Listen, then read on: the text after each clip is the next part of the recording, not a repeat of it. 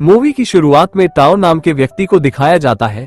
एक दिन गांव वाले व टाओ चारों तरफ शिकार के लिए फैल जाते हैं। वह छुपकर शिकार का इंतजार करते हैं। तभी जंगली भैंसों का झुंड वहां से भागता हुआ आता है। उसी समय टाओ व उसके साथी झुंड की तरफ भाले लेकर शिकार करने दौड़ते हैं। भैंसों का झुंड अपने पीछे शिकारी आते देख गलत रास्ते पर दौड़ती है और खाई की तरफ चल देती है, जहां वो खाई में गिरने लगती है। उसी समय अचानक एक भैंस अपना रुख बदल देती है। वह वही टाओ का बेटा केरा भी होता है, जो भैंस को देखकर खाई की तरफ ही दौड़ने लगता है।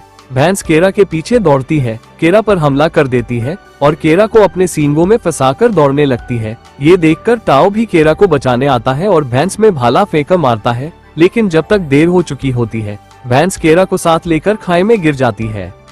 टाओ व उसके साथी खाई में नीचे झांककर देखते हैं। केरा एक पहाड़ी से लटका हुआ दिखता है। तभी टाओ केरा से कहता है कि बेटा हिम्मत रखना, हम बचाने आ रहे हैं। लेकिन केरा का हाथ फिसल जाता है और वो पहाड़ी के नीचे एक किनारे पर जाकर गिर जाता है। वह उसकी मौत हो जाती है।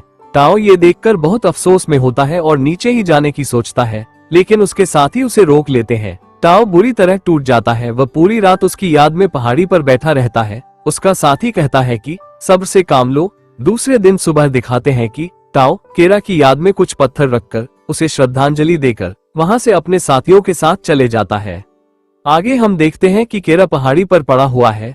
तभी एक गिद्ध उसके पास आकर बैठ जाता है और उसको खाने ही वाला होता है कि केरा की आंख खुल जाती है और केरा गिद्ध को नीचे फेंक देता है। केरा के चारों तरफ पहाड़ी ही पहाड़ी होती है, वह बीच में खाई होती है। केरा ऊपर चढ़ने की कोशिश करता है। बहुत पतली पतली पहाड़ियों को पकड़कर ऊपर जाने की बहुत कोशिश करता है, लेकिन ऊपर नहीं चढ़ पाता है। एक समय तो ऐसा लगता है कि उसका हाथ छूट जाएगा, लेकिन केरा हिम्मत नहीं हारता है।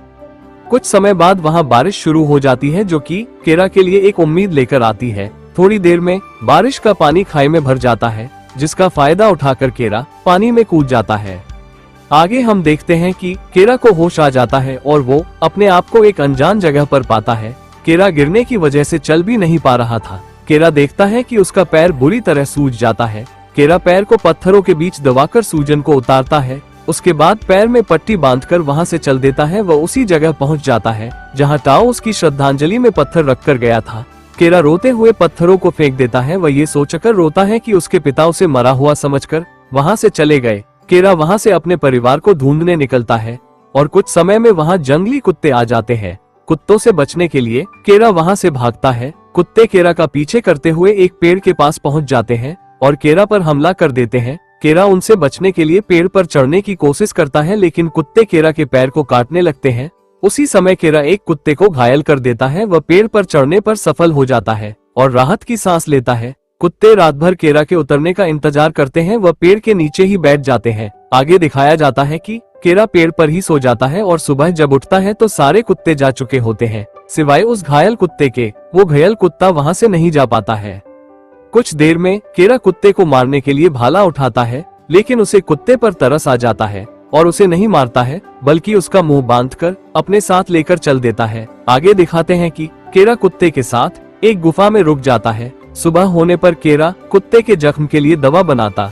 उसी बीच कुत्ता अपने मुंह को खोल लेता है और केरा पर हमला करने की सोचता है। केरा इशारे से कहता है कि ये दवा तुम्हारे जख्म को ठीक करने के लिए है। वह दवा को उसके पास रख देता है और कुत्ते से कुछ कहता है, जिसके बाद कुत्ता दवा को खाने लगता है। कुछ देर तक दिखाया जाता है कि केरा कुत्ते का इलाज कितने ही तरह से करता है और कुत्ता ठीक हो जाता है। कुछ समय बाद केरा को भूख लगती है और वो एक खरगोश का शिकार करता है। उसे खाते समय कुत्ते से मजाक करता है और उसे चिढ़ाने लगता है, लेकिन कुत्ते को भूखा देखकर उसे भी खाने को दे देता है।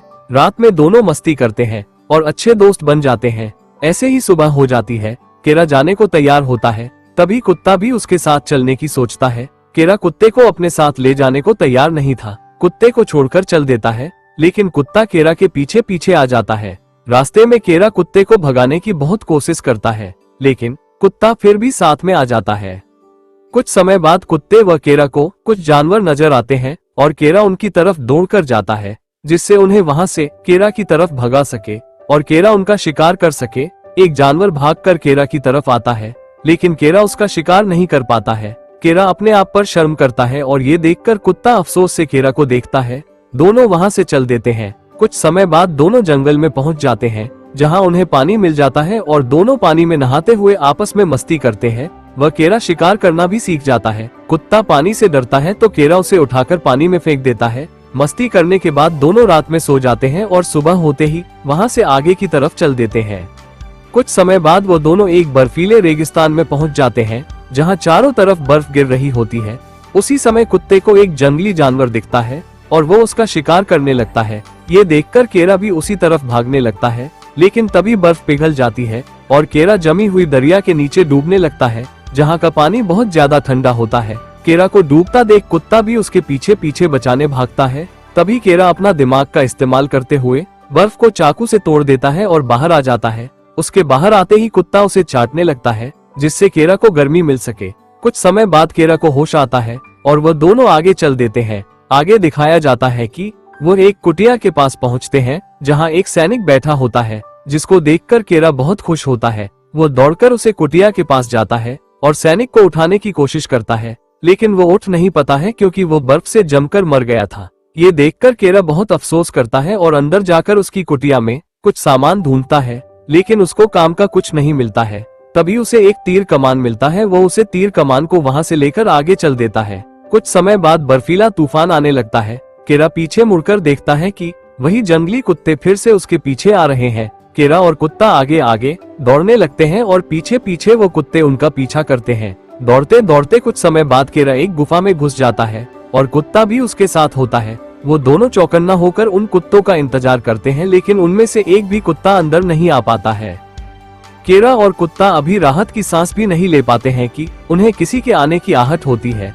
वो दोनों रास्ते की तरफ देख ही रहे होते हैं कि एक टाइगर कुत्ते पर हमला कर देता है। केरा टाइगर पर तीर से हमला करना चाहता है, लेकिन ये सोचता है कि कहीं कुत्ते को न लग जाए। लेकिन थोड़ी देर में वो निशाना तानकर तीर चला देता है, जिससे टाइगर व कुत्ता दोनों ही नीचे गिर जाते हैं। केरा सोचता है कि कुत्ते के भी शायद तीर लग गया, लेकिन तभी कुत्ता उठ जाता है। देखकर केरा मुस्कुराता है, लेकिन उसी समय कुत्ता गिर जाता है और केरा घबरा जाता है। थोड़ी देर बाद केरा को मालूम पड़ता है कि वो कुत्ता नहीं कुतिया है और पेट से है। केरा कुत्ते का इलाज करता है। वह कुत्ते के थोड़ा ठीक होने पर फिर से चल देता है। चलते चलते केरा को एक निशान मिलता है। केरा उसे साफ करता है तो उसे अपने कबीले का रास्ता मिल जाता है। वो बहुत खुश होता है और कुत्ते को साथ लेकर फिर से चल देता है, लेकिन वहीं कुत्ते के घाव से खून बहने लगता है। थोड़ी दूर चलने पर कुत्ता बेहोश हो जाता है, जिसको देखकर केरा बहुत दुखी होता है, लेकिन उसके बगैर आगे भी नहीं जाना चाहता था, क्योंकि केरा को उससे प्यार के साथ साथ हमदर्दी भी हो गई थी। केरा कुत्ते को अपने कंधे पर उठाकर चल देता है। आगे बर्फीला तूफान था और केरा खुद थका हुआ था, ऊपर से कुत्ते का बोझ। लेकिन केरा हिम्मत नहीं हारता है और आगे बढ़ते हुए केरा को कबीला दिख जाता है। जैसे ही वो कबीले के पास पहुंचता है, थक कर गिर जाता है। इधर टाओ केरा को जिंदा देखकर बहुत खुश होता है और शोर कर देता, जिसको सुनकर केरा का चाचा और माँ भी बाहर आ जाती है। माँ कहती है, तुम जिंदा हो। सभी बहुत खुश होते हैं। उसी समय केरा कुत्ते की तरफ इशारा करता है।